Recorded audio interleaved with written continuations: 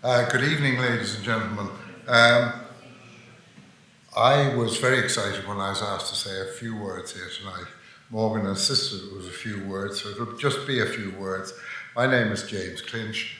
I played in the hospital's rugby competition in the 50s, and I think I was asked because I'm the only one left.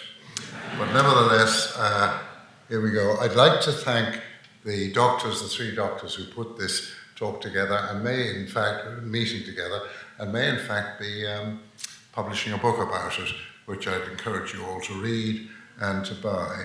And of course, Harriet Wheelock, who runs everything around here, as far as I can see, and is running a very good meeting tonight. My experience of the Hospitals Cup was really a bit chaotic, because I arrived in Dublin, arrived in the medical school, and was asked in my second year, did I play rugby?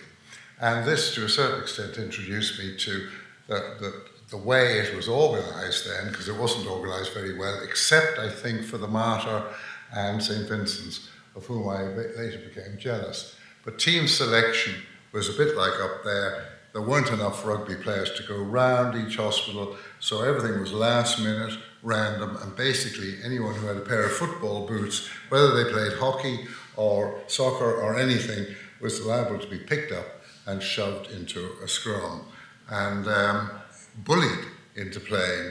And sometimes fellows ended up playing for more than one hospital in one season.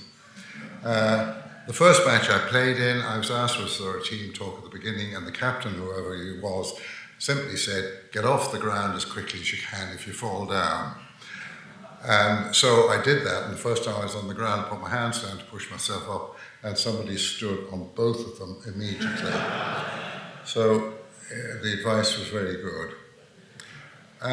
Just to show that we did try to do things properly, the other day I found this program, and it was the dinner for the Dr. Stevens Hospital Rugby Football Club, and you can see that the president is Peter Gatenby, a well-known physician, and the captain was myself. Now, I have no recollection whatsoever of captaining Stevens or of playing for Stevens, and I suspect I was walking through College Park, and I was grabbed and asked would I play football for Stevens, and I said yes, and then they made me captain because I knew the difference between a rugby ball and a soccer ball. But nevertheless, despite the fact that I'm sure we were beaten in the first round, we did things properly, and we had a formal dinner, and if you can read from down there the menu, it was a good dinner.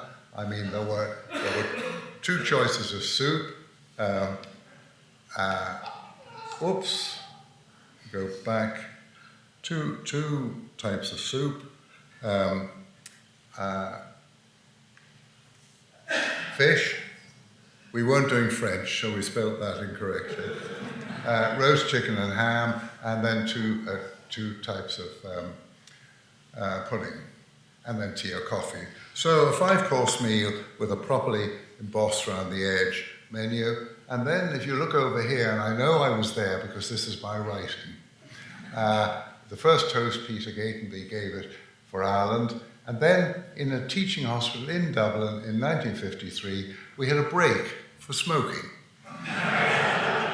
And you couldn't interrupt the meal while we had, or the speeches, while we couldn't interrupt the smoking while we had the speeches.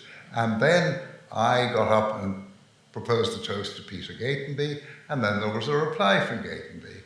And then the hospital was toasted by one of the Solomons, I don't know which one, and then the hospital CEO got up and he replied on behalf of the hospital. And then the sole anaesthetist we had at that time in Stevens, just one anaesthetist, got up and proposed our guests.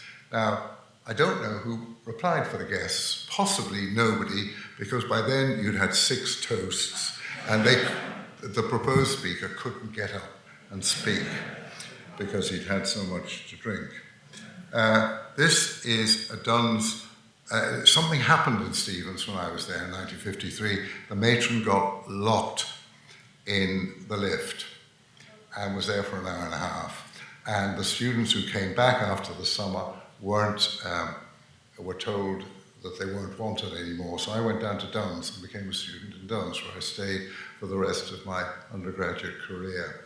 This is the first Duns team I played in. I think it was 1954, I'm not certain. And by then, we were getting Duns certainly were getting a little bit more organised. And the system, I remember some meeting we had where instead of putting the rugby players in the first 2 rows of the scrum and leaving the hockey players and the tennis players in the back row, we discovered that they didn't know what to do in the back row. They didn't know where to run. They didn't do anything. We put them in the front row, and they managed to get mangled by the others while the rugby players ran around outside and did more good. It's an interesting team. They were all medical students, I think. This fellow Moster actually had played for South Africa before he came to Dublin. Interesting captain was Austin Dara, who, as some of you will remember, had a huge endocrine and metabolic clinic in Dublin, and he made himself captain. He was very bossy, and he decided he'd play full back, and halfway through the first match, he marked a ball. He made a big mistake. He marked it in his own 22, and we discovered he couldn't kick. He'd never kicked a rugby ball in his life, but he was the boss, and he became full back. So we did something to do that. The other thing he was very famous for, of course, was that when the HSE moved the Trinity Hospitals into St. James's Hospital, Duns was left there and he bought it. Now, he's the only man I know who bought his own teaching hospital. And despite everything else, I admire him for that. But maybe others are around, but I don't know about them. And then the next slide shows a Martyr team in 1956 in College Park before they played Duns. And you can see here in the front row, at least 4 of those fellows became consultants. So it didn't seem to, I don't know, maybe they got up very quickly and didn't get kicked in the head, but they seemed to maintain their brain power even though they played hospitals rugby. One other interesting thing about this photograph, you wouldn't see it unless it was pointed out, was if you look at their trousers, you see, in those days, students had no money. So they cleaned their own rugby togs. And they didn't clean them very well because they weren't practicing to be launderers or laundresses. And so most teams that played in white or had white togs were actually playing in off-white jerseys and off-white trousers. Then the next team who beat them, actually who beat that lot, were a Duns team. And this team also has, this picture also has one interesting facet. All these 7 and him, he'd been hurt, so he wasn't playing in this particular match, or he didn't play all season, I think. They were all playing senior rugby at the time. And everyone in the back row, bar 1, played seconds or thirds rugby and occasionally played on the firsts. So we'd finally got organised in Duns and got a team consisting of rugby players. The chap who didn't play rugby much was Rory Fisher, this fellow, who turned up for a match against Vincent's 10 minutes before the kickoff with 1 boot. 1 boot, that's all he had. He had no togs or jerseys or anything. He turned up, and of course we cursed him left, right and centre and ran through our bags and produced some stuff. And he'd been put at scrum half because we discovered he had no nerve endings. So it didn't matter what the others did to him, he wouldn't get injured and go off.